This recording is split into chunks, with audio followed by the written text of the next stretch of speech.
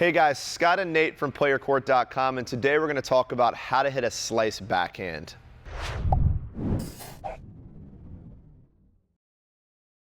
So today we're talking about slice backhands. This video is for players with a PlayYourCourt rating of 60 and below. If you're not in our community or familiar with our rating system, a PlayYourCourt 60 is the equivalent of about a USTA 3.5. So Nate, let's dive right in here. Slice, we talk so much about topspin, but slice is another one of these pieces to the game that we need to have. Get me started here. What's step one? If I'm a beginner, what is a slice backhand? I think the first thing to understand is what exactly is slice, like what are the physics behind it. And this is the first time that we're going to start discussing hitting high to low. We've spent so much time with topspins talking about low high and shaping the ball. This is truly a high to low stroke. And what does it do to the ball? Yeah, it gets backspin, right? So slice, the best part about it is it keeps the ball low, the ball bounces back. It's the opposite if you've heard a lot about topspin where we talk about hitting big topspin, the ball jumping up at you. It's the opposite of that. It's a nice ball to stay low. When you're down low, it's easy to play defense with slice, so super important stuff. Yep, got to have it, right? And especially for the defense. In the beginning, you guys are going to have a hard time really if you're just learning slice, finding offense with it, but you got to have it for defense. Especially for tall guys like us, man. Yeah, that getting low on those topspin backhands can be tough. It's nice to have slice to bail you out when you need it. All right, so let's get into the idea of what slice is. We said high to low, but it's very important to clarify. This doesn't mean that we're just dropping down like an elevator. What I want you to think about is starting upstairs and working downstairs. Kind of like I'm coming down a slide, it looks like there, right? Right, yeah, exactly. Like if you were pushing your child down the slide, it would work at that angle. You push your child down the slide? It's messed up. A gentle nudge. Don't push your children down the slide. I don't have children in case you can't tell.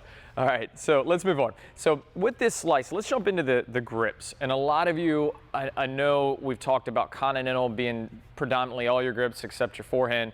And this would be the case for slice, but I'm going to throw you a curveball today. We're going to talk about using an Eastern grip for this slice. And easy internet trolls, we know this isn't the ultimate goal. Ultimately, we do want you to find this Continental grip, but when you're first learning, that's not realistic. We're going to start you with an Eastern to get you what it feels like to chop or to slice the ball, and then we'll work our way to Continental once we better understand the physics of this stroke. 100%.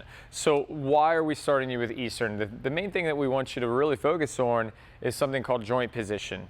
And the problem with Continental grips when we're first learning is that we're often cutting under the ball. It's gruesome. I a lot of times call it decapitating the ball, right? Because you're working under it and the ball just goes straight up and it has all this crazy spin on it. That was always my problem when I was learning. I feel like I would just flatten out and pop the ball up. And you can't control it. Yeah. And sometimes it looks cool, but it's like you don't really know what you're doing, right? So with the Eastern grip, all right, and you'll notice from Continental, I'm just going to slide my knuckles back, creating an Eastern grip. What this is going to enable us to do is to control the path of the racket. So as I start high, the racket is going to move in the joint position because I lock out.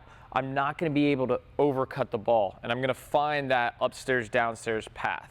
Now this is something really important that I want you to notice too, is that even if you have the Eastern grip, if you have a lazy left elbow, you're still going to figure out how to undercut the ball. So it's this Eastern grip combined with elbowing the enemy. So what does that mean? Like Scott sneaks up on me, trying to get my watch, bam, right? I'm giving him a little elbow. So the high elbow is extremely important here or in this stroke.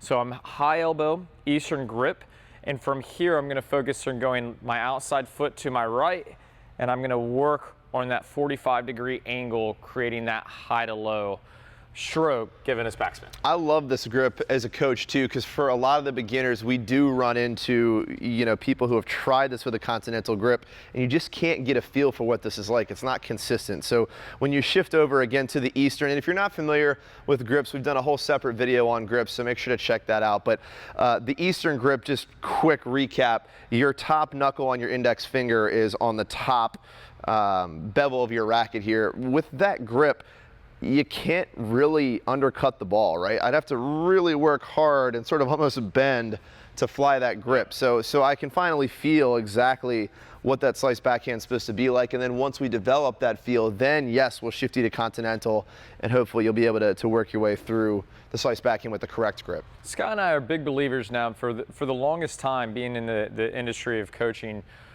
you're always trying to get students to understand how something is done. And very simply, if you can have them understand what the joint position is, they can't do anything but the correct thing. So this is one of those where the joint position is key. We tricked you. You can't mess it up. Can't. Should we give them a little bonus? Yeah, what's your bonus? All right, what do you here's got the bonus, guys. If you are having trouble with your backhand volley, use the Eastern grip. It's the same thing, right? It's just a much more abbreviated high-low method. All right, so get out there and work on the backhand volley as well. You're going to see that you've solved 2 problems with 1 little tip. And I'm gonna add on to that too, because I'm sure. Bonus 2? Yeah, well, the bonus is relieving. You get a bonus. Everybody gets a bonus. My concern, there's going to be coaches watching this video. They're going to yell at us. They're going to say, "How dare you teach a student an Eastern grip on the backhand volley?" Don't leave it there. Just get the feel for it and then shift back to Continental, because of course we know over time if we stick with an Eastern grip at the net, we know we're not ready to hit a forehand volley. Yeah. So again, just to clarify, learning tool, not the finished product. So in summary, Nate, walk us through here. What would you say are the biggest takeaways here for the slice backhand? With the Eastern grip, high elbow the enemy, and then we're working on that 45-degree angle, okay? And a lot of times it's going to help to feel the weight shift where I'm going from my left foot to right foot as a righty.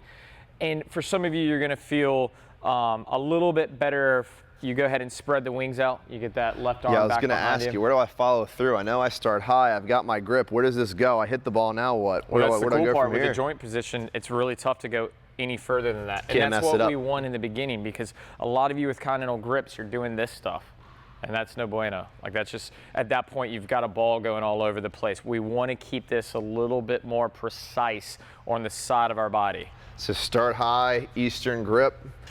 Elbow up. Quick chop, we're good, right? Yep, little weight transfer. Cool. All right, and start playing with that. And then in time, you can go ahead and switch over to that Continental. That's going to be a lot more resourceful as we get to a higher level of tennis. Give it a try and let us know what you think. Also, guys, here at Play Your Court, Nate and I just want to see you improve your game. Obviously, you can tell this video is a little bit more geared towards lower-level players and beginners. We, of course, wouldn't give you this instruction if you were a high-level player. So do us a favor, click the button below, answer some questions for us about your specific game. We can then actually send you some custom video coaching based on what you got going on. Click the button or the link below, and we'll do the rest.